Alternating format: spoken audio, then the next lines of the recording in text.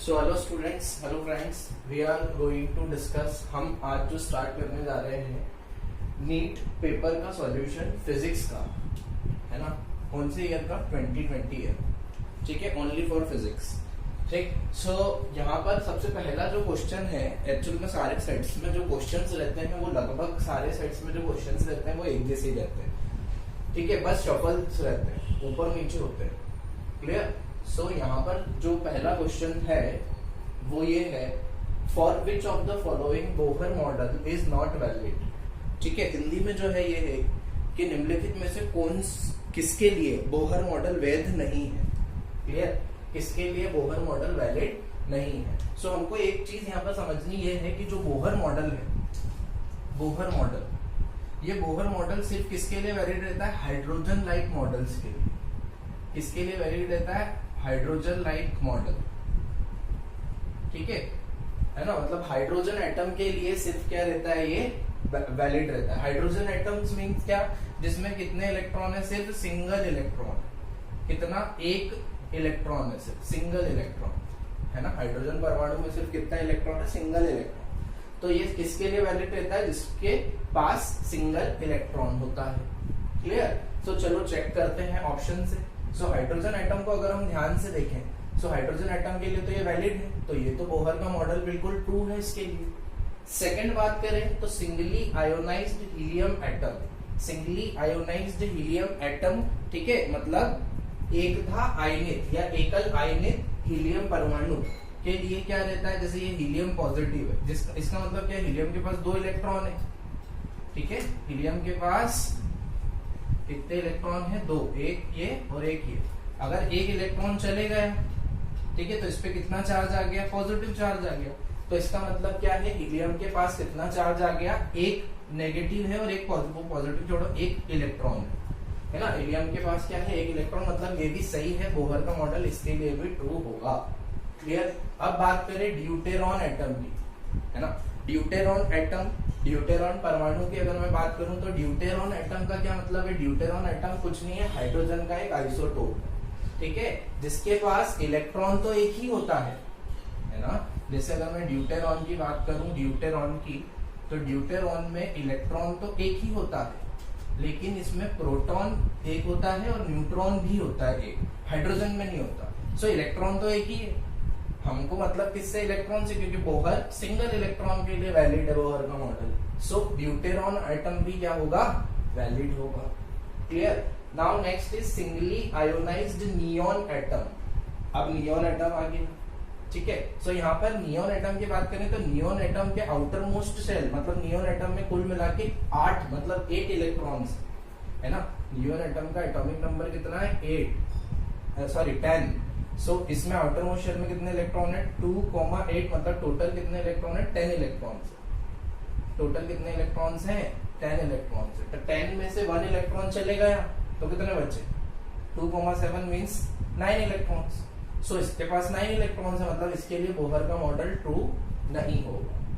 Clear? क्योंकि इसके पास 9 electron है, बाकी सबके पास सिंगल इलेक्ट्रॉन्स है। तो अगर हम यहाँ बात करें कि बोहर का मॉडल, अच्छा क्वेश्चन ये पूछ रखा है कि किसके लिए नॉट वैलिड है ना, ठीक है, तो आंसर आ जाएगा आपका D. So answer number D is correct.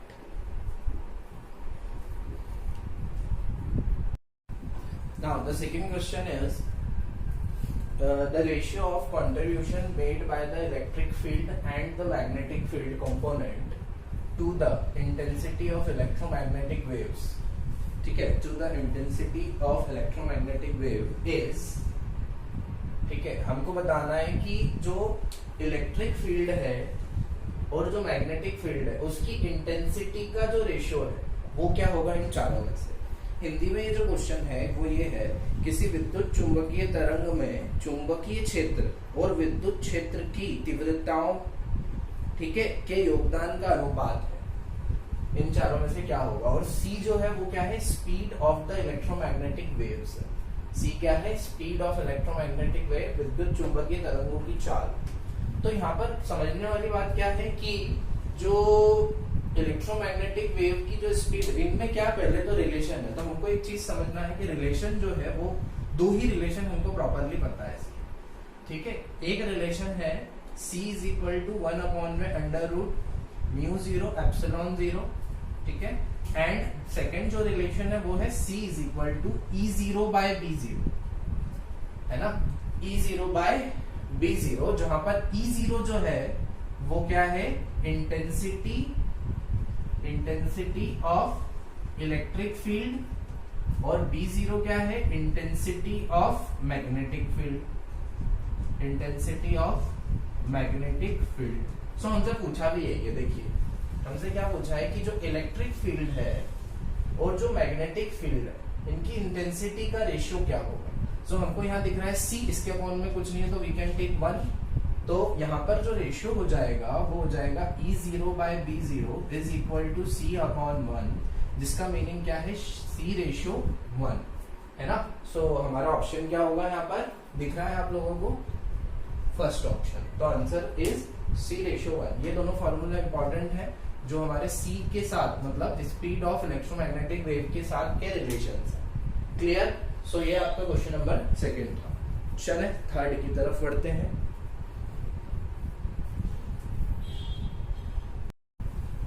So the third question is, तीसरा जो आपका क्वेश्चन है वो ये है कि द ब्रूस्टर एंगल IB, ठीक है, the Brewster angle IB for an interface should be.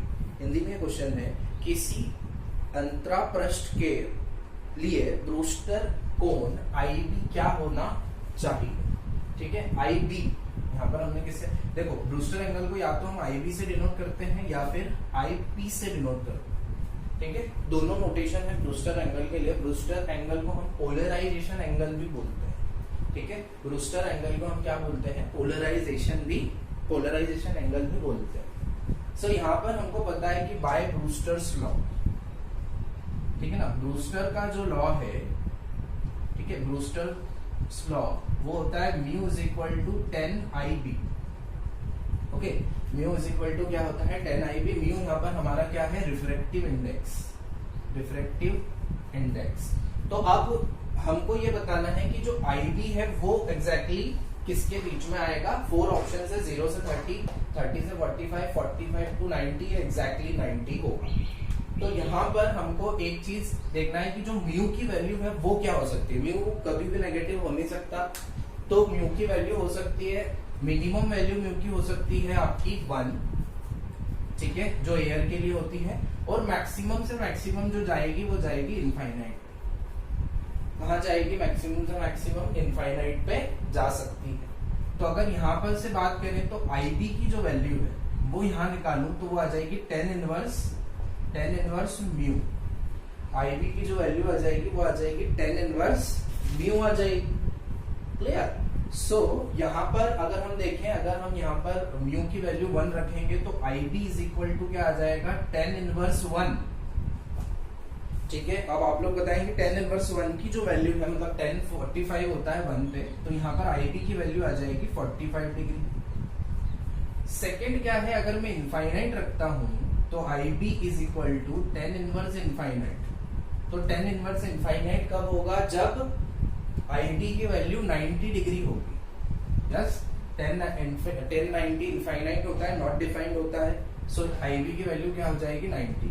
सो यहाँ पर क्लियरली दिख रहा है, तो IB जो है वो 45 और 90 के बीच में लाई करेगा। सो क्या होगा यहाँ पर 45 degree, IB 90 degree. So this is the answer. Option number 3 जो है वो इसका क्या होगा, आंसर होगा। क्लियर। तो नेक्स्ट करते हैं, नेक्स्ट क्वेश्चन पे बढ़ते हैं, क्वेश्चन नंबर 4। सी क्वेश्चन नंबर 4। तो क्वेश्चन नंबर 4 जो है वो ये है कि एक सिलेंडर है, a cylinder contain hydrogen gas. एक सिलेंडर में हाइड्रोजन गैस भरी हुई है। Hydrogen gas means in the form of H2 is the hydrogen gas at a pressure of 249 kilo pascal. Pressure जो है वो कितना है, 249 किलो पास्कल्स है, और जो टेम्परेचर है वो 27 डिग्री सेंटीग्रेड। हमको पूछ रहा है what is the density. Density क्या है इन चारों में से। क्लियर। तो हमको डेंसिटी कैलकुलेट करनी है। हिंदी में क्या है कि किसी सिलेंडर में 249 क्या है 249 किलो पास्कल का दाब और 27 डिग्री सेंटीग्रेड ताप पर हाइड्रोजन गैस भरी है ना, हाइड्रोजन गैस भरी है। तो इसका घनत्व हमको क्या करना है, निकालना है। घनत्व मींस डेंसिटी हमको निकालना है। सो हम फेमस इक्वेशन से शुरू करेंगे, that is the ideal gas equation for n मोल, है ना, आदर्श गैस समीकरण। तो वो क्या है, PV is equal to nRT, PV is equal to nRT।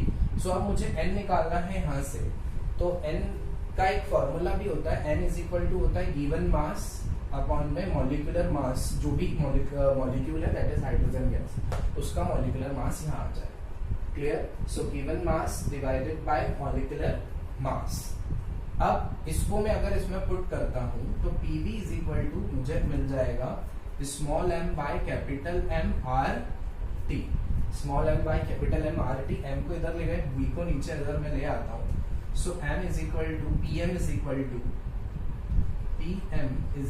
To m by v RT, ये हो जाएगा। और मास अपॉन वॉल्यूम हम लोगों को पता है कि क्या होता है, डेंसिटी होता है ना, mass upon volume is equal to density. So mass upon volume की जगह हम रख देंगे डेंसिटी, तो PM is equal to rho R T, है ना। अब यहाँ से मुझे पूछ ही रहा है कि रो निकाल के बता दो, तो रो इज इक्वल टू क्या आ जाएगा, PM अपॉन में आर टी। क्या हमारे पास सारी वैल्यू गिवन है? यस। प्रेशर हमारे पास है, मॉलिक्यूलर मास हाइड्रोजन गैस का होता है 2 ग्राम, आर हमको दे रखा है, टेम्परेचर भी हमको दे रखा है ना। चलो देखते हैं, सबसे पहले समझते हैं गिवन क्या क्या है। प्रेशर जो है वो है 249 किलो पास्कल, जिसका मतलब है किलो को हटाओ 10 टू द पावर 3 लगाओ। सो किलो की जगह यहाँ पर आ जाएगा 249 into 10 to the power 3 pascal, ये प्रेशर है। Molecular mass of hydrogen atom होता है 2 ग्राम, इसको केजी में कन्वर्ट करना है, तो केजी में कन्वर्ट करना है तो 2 into 10 to the power -3 kg आ जाएगा। Okay, 2 into 10 to the power -3 kg. R की जो वैल्यू है वो आ जाएगी 8.3 दे रखी है, जूल पर mole inverse, kelvin inverse, and the temperature should be 27 degree centigrade. So 27 degree centigrade को अगर मैं केल्विन में कन्वर्ट करूंगा तो ये आ जाएगा 27 प्लस 273, जिसका मतलब क्या है 300 केल्विन, 300 केल्विन। बस इन सारी वैल्यूज को मैं इसमें रख दूंगा, तो rho is equal to P की जो वैल्यू है वो आ जाएगी 249 into 10 to the power 3, M की जो वैल्यू है वो आ जाएगी 2 into 10 to the power -3 upon में आर आ जाएगा 8.3 और टी आ जाएगा 300।